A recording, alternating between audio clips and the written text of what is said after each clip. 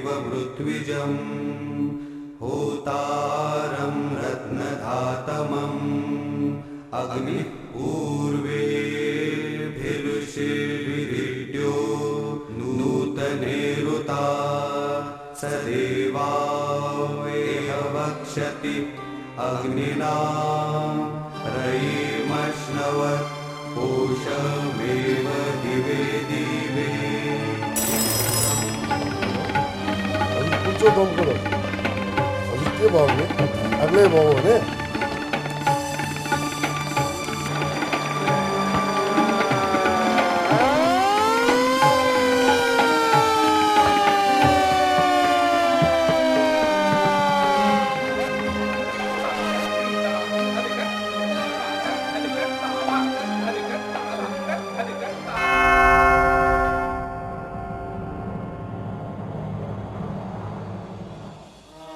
काठमाडौँ राजधानी मात्रै नभएर सम्भावनाको अनन्त सागर पनि हो।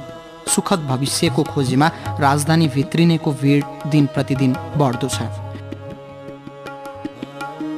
आदिकवि भानुभक्त आचार्यले भोगेको अमरावती कान्तिपुरी झन्झन असुरक्षित, साँघुरो र विवेकहीन बन्दै गएको छ।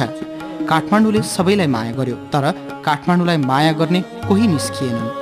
राजधानीले भानुभक्तलाई आदिकवि बनायो, लेखनाथ पौडेललाई शिरोमणि दिलायो मात्रै होइन, कसलाई के बनाएन यो काठमाडौँले। तर इतिहासको नाममा एउटा विदीर्ण शरीर लिएर यात्रामा अघि बढिरहेको छ काठमाडौँ। आफ्नै सन्तानले लुछेको अस्थि पञ्जर लिएर निरन्तर निरन्तर।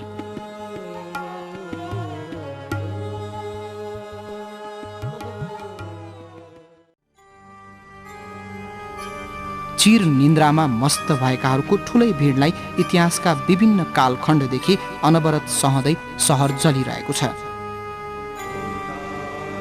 एक दिन सारा सहर जलेर खरानी हुनेछ, अनि मात्र बिउझन्। त्यो दिन टाढा पनि छैन। असङ्ख्य टाउकोहरूले गाँजेको भिड र एकपछि अर्को गर्दै थपिँदै गएका पाइलाहरूको बोझ सहँदै सहर बाँचेको छ। कङ्क्रिटको जङ्गलभरि रक्त नलीझैँ फैलिएका साँघुरा सडक र गल्लीहरू नै सहर सिद्ध्याउने प्रमुख कारक तत्त्व बन्ने निश्चित भइसक्यो। एक दिन गल्लीभित्र एउटा घरमा लागेको आगोले पुरै बस्ती डढाउनेछ। आगो निभाउन त्यति बेला दमकल आउने छैन। दमकल अब छिट्टै एउटा इतिहास बन्ने सुर कस्दैछ। दमकललाई इतिहास बनाउने, नबनाउने अथवा जोगाउने, यसको उत्तर कसले दिन्छ? भोलिका पुस्ताले दमकल हेर्न पाउने छैनन्। केवल आगोको लपेटाले खरानी बन्दै गएको आफ्नै भविष्य हेर्नु सिवाय उनीहरूसँग केही हुने छैन। लाचारीको एउटा अर्को रूप अबको पुस्तालाई हाम्रो उपहार हुनेछ।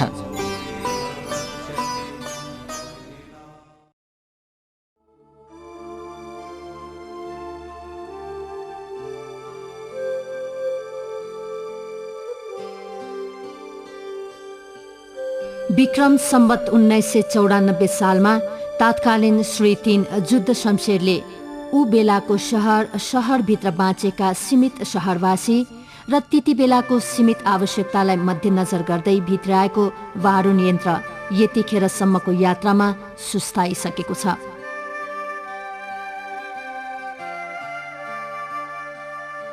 बेलायती कम्पनी मोरिटाको यो दमकल अनि लगत्तै 2015 सालमा मानिसको काँध चढी राजधानी भित्रिएको ड्यानिसले विक्रम सम्वत 2032 सालबाट थकाइ मारिसकेको हो। यता सोही समयमा आइपुगेको 2 दमकल भक्तपुर र ललितपुरमा कङ्कालमा परिणत भइसकेका छन्।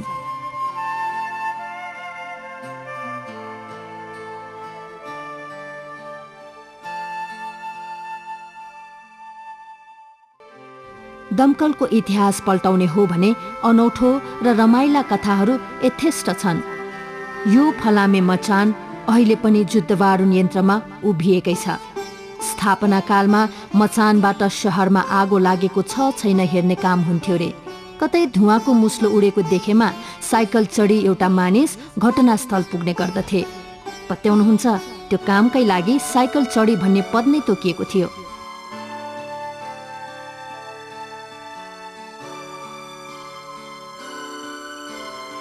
त्यसपछि बल्ल दमकल गई आगो निभाउने काम गर्थ्यो। आगो निभाउने काम सकिएपछि खसी काटेर भोज खाइन्थ्यो।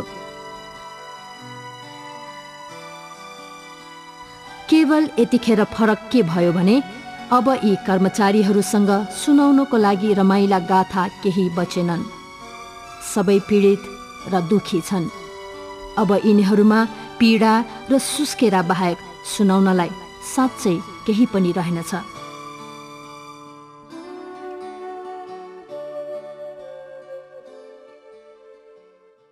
मान्छे हामी चाहिँ आगोसँग जुझ्नुपर्छ, इँधारमा परेको मान्छे झिक्न जानुपर्छ र त्यसको लागि हामीलाई केही पनि सुविधा, जस्तो इँधारमा मान्छे झिक्न जाँदाखेरि हामीलाई अक्सिजन मास्कहरू चाहिन्छ, त्यो छैन हामीलाई।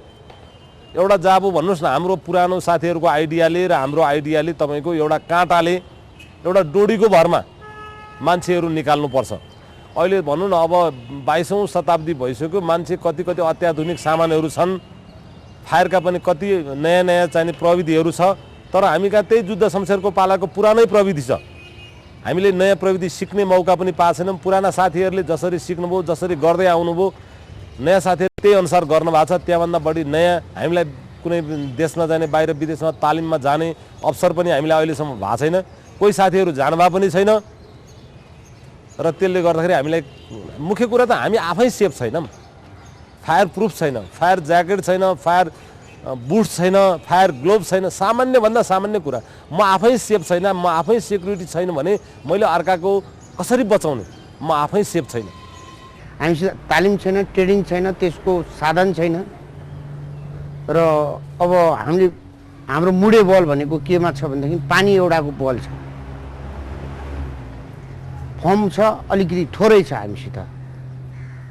तर अब सरकारले यस्तो कुराहरूमा हामीलाई चाहिँ कुनै यसै कुरामा पनि दमकल जस्तो यस्तो संवेदनशीललाई पछाडि पारिरहेछ। हाम्रो केही पनि छैन, न जीवन बिमाको व्यवस्था छ, न कुनै केही पनि व्यवस्था हाम्रो चाहिँ छैन। हाम्रो सब अब पहिला चाहिँ बरु राम्रै थियो, अञ्चलाई छन्जेल सबैले अञ्चलले हेर्थ्यो।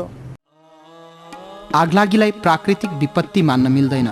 मानवीय त्रुटि र लापरवाहीका कारण विश्व धेरैपल्ट आक्रान्त भइसकेको छ। एउटा रुखले लाखौं सलाइका काँटी बन्छ, तर एउटै काँटी लाखौं रुख जलाउन पर्याप्त छ। यही मान्यतालाई चरितार्थ गर्दै आगोको लपेटामा ठुल्ठुला जङ्गल, बस्ती बस्ती अनि कति जीवनले कठोर मूल्य चुकाएका छन्। संसारले ठुला आगलागीको घटनालाई सहजै पचाइसकेको छ।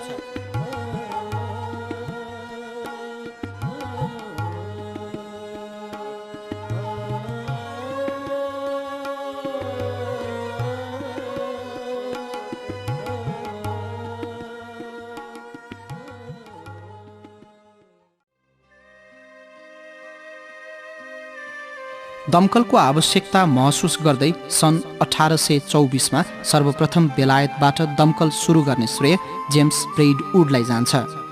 एडिनबर्गमा स्थापना गरिएको अग्नि नियन्त्रण कार्यालयले त्यतिबेला पुरै बेलायतका आगलागीका घटना नियन्त्रण गर्थ्यो। यसै क्रममा सन् 1861मा स्कटल्यान्डमा एउटा गोदाममा लागेको भीषण आगो नियन्त्रण गर्ने क्रममा ब्रेडवुडको निधन भयो। यो दुःखद घटनाले विश्व स्तब्ध हुन पुग्यो। तत्पश्चात अग्नि नियन्त्रण गर्ने जोखिमपूर्ण कार्यलाई सुरक्षित तुल्याउन उचित तालिम, आगोको लपेटाले छुन नसक्ने वस्त्र, टोपी, सञ्चार साधन तथा जीवन बिमा अनिवार्य गरियो आगोसँग खेल्नेहरूलाई। तपाईँ आफै हिसाब गर्नुहोस्। यो अनिवार्य नियम विश्वभर सन् 1861मा लगाइएको थियो। अहिले हामी 2 शताब्दी नाग्दै आधुनिक मात्रै भएका छैनौँ। इन्टरनेटको जालोभित्र विश्व सानो भइसकेको आजको मितिसम्म हामी कहाँ आगोमा होमिनेहरूसँग न अग्नि नियन्त्रक वस्त्र छ, न सञ्चार सुविधा, न आवश्यकीय उपकरण। जीवन बिमा त कता हो कता कसले गरिदिने? अग्नि नियन्त्रकहरूको व्यथा भनौँ वा बाध्यता, गृह मन्त्रालय अन्तर्गत प्रकोप व्यवस्थापन शाखाले हेर्नुपर्नेमा सोही मातहत जुद्ध बारुण यन्त्र रहे पनि आजका मितिसम्म मन्त्रालयले यिनीहरूका लागि एउटा सिङ्को पनि भाँचेन। पटक पटक गरी 6वटा आयोग गठन भए, प्रतिवेदन आयो, कार्यान्वयन भएन, कर्मचारीको गुनासो सुनिएन। यस्तो किन त? गृह मन्त्रालयले नगरेको भन्ने कुरो चाहिँ म स्वीकार्दैन, तर गरेको भन्ने हिसाब किताबले कुरा गर्दा त्यस्तो चाहिँ उल्लेखनीय किसिमको चाहिँ कुराहरू उदाहरण स्वरूप पेश गर्दै चाहिँ तत्काल नदेखिए तापनि यसको व्यवस्थापन राम्रो होस्, प्रभावकारी ढङ्गले काठमाडौँ उपत्यकाका बारुण यन्त्रहरू पनि महानगरपालिकाहरू मार्फतै सञ्चालन हुनुपर्छ भन्ने किसिमको चाहिँ सोच पनि भइरहेको र केही समय यता आएर त्यस सम्बन्धमा चाहिँ सचिवज्यूहरूको स्तरमा भएको बैठकबाट निर्णय भई यो महानगरपालिकाहरूले नै हेर्ने व्यवस्था मिलाउने भन्ने किसिमको सोच बनेको छ। आगोमा होमिनेहरू निजामती कर्मचारी किताबखानामा दर्ता छ। 24 घण्टे आकस्मिक सेवा भएकोले जङ्गी कर्मचारी सरह सैनिक नियम अन्तर्गत पोशाक उपलब्ध गराउने सहमति पनि भएको हो।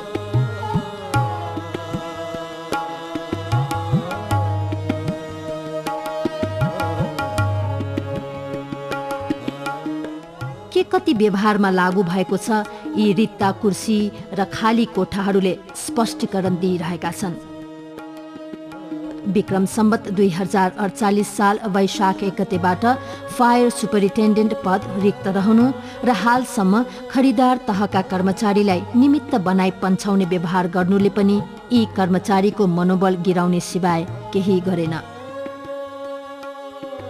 जम्मा जम्मी 44 जना अग्नि नियन्त्रकको दरबन्दी रहे पनि हाल 8 जना मात्रै फायरम्यान रहेका छन्। सञ्चालनमा रहेका उपत्यकाका 4वटा दमकल मध्ये 2वटा काठमाडौँमा, भक्तपुर र ललितपुरमा 1-1वटा इसिजु कम्पनीका हुन्। विक्रम सम्वत 2042 सालमा काठमाडौँमा सार्क सम्मेलन हुँदा झिकाइएका दमकलको अवस्था दिनानुदिन नाजुक बन्दै गइरहेका छन्। काठमाडौँमा भएको दमकलको हेडलाइट नै छैन। ललितपुरे दमकल बाटोमा गुड्दा गुड्दै कतिखेर कहाँ रोकिने हो ठेगान नै छैन र त्यसै गरी भक्तपुरे दमकलको अवस्था पनि उस्तै नै छ।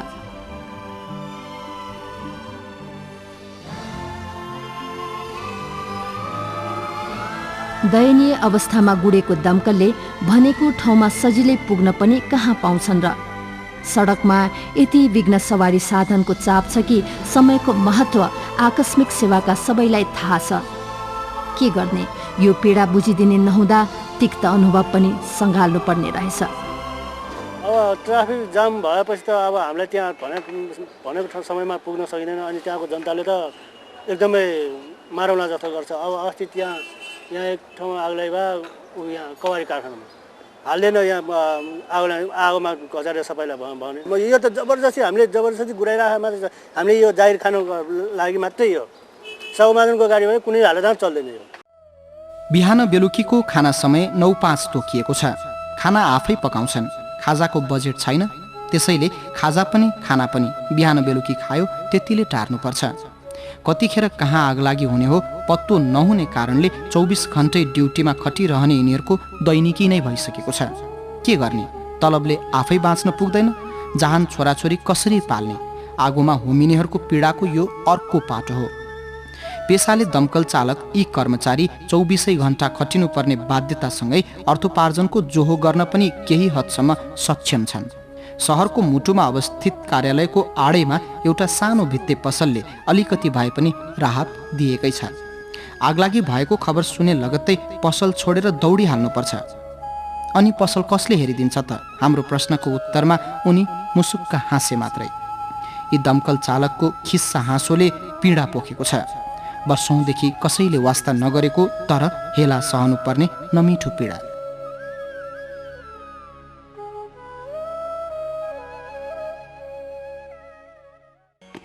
गृह मन्त्रालयको मातहतमा रहेका हुनाले दङ्गा नियन्त्रण गर्न जाँदा खाएको ढुङ्गाको चोट दमकलका शरीरभरि ताजै छन्। कर्मचारीलाई ढुङ्गा लागि चोटपटक लागे आफ्नै खल्तीबाट उपचार गर्नुपर्छ। आगो निभाउन मात्रै होइन, आन्दोलनमा उत्रने मानव सागरको भेललाई तह लगाउन पनि हरेक शासकले दमकललाई नै हतियार बनाउँछन्।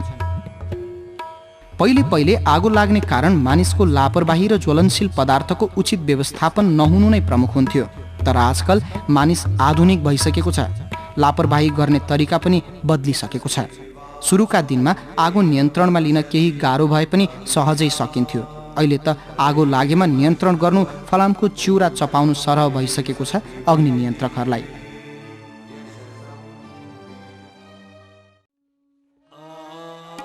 बिजुलीको सर्ट सर्किट आगलागी हुने सबैभन्दा मुख्य कारण हो। घर घरमा तार अव्यवस्थित रहनु, शहरका भित्तामा नाङ्गा तारहरूको रजाई, बिग्रिएका ट्रान्सफर्मरहरूलाई त्यत्तिकै छोडिनु लगायतका लापरवाही पर्याप्त छ यो सहर सिद्ध्याउनलाई। ग्यास चुलोको प्रयोग त आजकल प्रायले गर्छन्, तर ग्यास सिलिन्डर चुलो नजिकै राख्नु हुँदैन भन्ने ज्ञानको अभावले फेरि अर्को दुर्घटना निम्त्याउन के बेर। अत्यधिक ज्वलनशील पदार्थको उचित व्यवस्थापन हुन नसक्दा भएका आगलागी नियन्त्रणमा लिन पानीले कुनै काम गर्दैन। पानीकै प्रसङ्गमा दमकलले पानी भर्न कहाँ पाउँछ होला भन्ने तपाईँ सोच्दै हुनुहुन्छ हो? राजधानीवासीलाई पिउने पानी नभएर कत्रो हाहाकार छ, आगो निभाउन कहाँ पानी पाउनु? जेन तेन महाङ्काल पानी ट्याङ्कीको सहयोगले गुजारा भने अहिलेसम्मलाई टरी नै रहेको छ। राजधानीका दमकलले एकै पटक 4200 लिटर पानी बोक्न सक्छ, तर ज्वलनशील पदार्थमा भएको आगलागी नियन्त्रण गर्न जम्मा 6 ग्यालन मेकानिकल फोम मात्रै सञ्चित हुन्छ। वास्तवमा मेकानिकल फोम नै बोक्ने दमकलको आवश्यकता अब राजधानीलाई परिसकेको छ। यस्ता दमकल हुन त यही शहरमा पनि नभएका होइनन्। शहरमा जतिसुकै ठूलो आगो लागे पनि यो दमकल आगो निभाउन भने आउँदैन। त्रिभुवन अन्तर्राष्ट्रिय विमानस्थलभित्र विमानमा आगलागी भइहालेको खण्डमा तत्काल नियन्त्रण गर्न मेकानिकल फोम सहित तयारी हालतमा यी दमकल सदैव तैनाथ गरिएका हुन्छन्।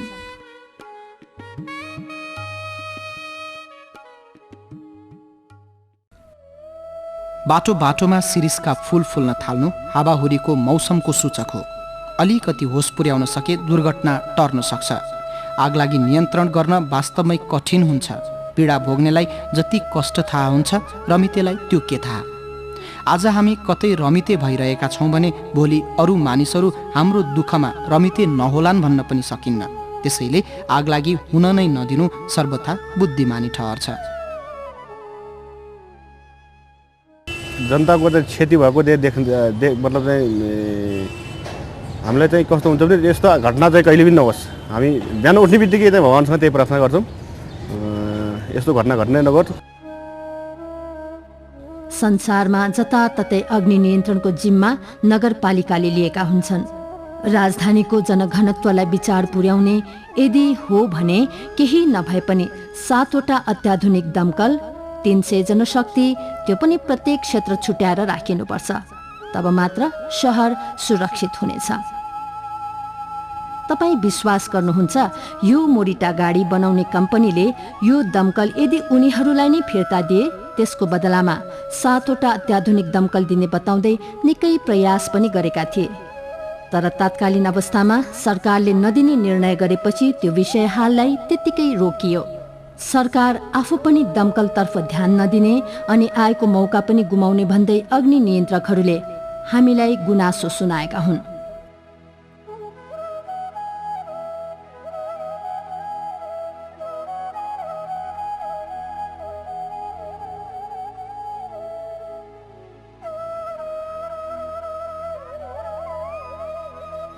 के त जुद्धवारुण यन्त्रको अवस्था सधैँ यस्तो हुने हो त?